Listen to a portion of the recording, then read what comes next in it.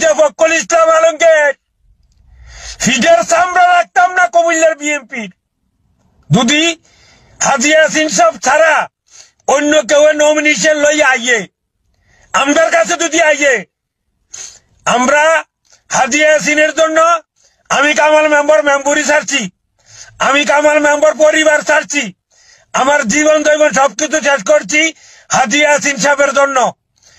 আর কুমিল্লার গণমানুষের নেতা যদি নমিনেশন না পায় তাহলে কুমিল্লার বিএনপি আর বিএনপি থাকবে না, এটা মনে রাখবেন।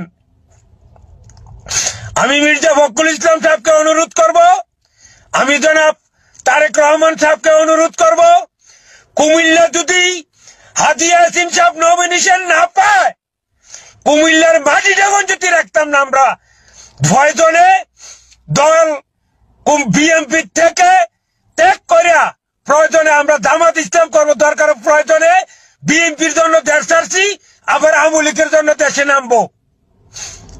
আমরা কারোর 2 টাকা খাইয়া আমরা কারোর রাজনীতি করি নাই। হেডমিয়ারা এসে নমিনেশন দিতেন, আমি ডিক্লেয়ার দিয়ে বললাম কুমিল্লায় আমার কেন্দ্রের ভিতরে কিভাবে মনির হক সাহেব ঢুকে এটা আমি দেখবো, এটা আমি কামাল মেম্বার দেখবো।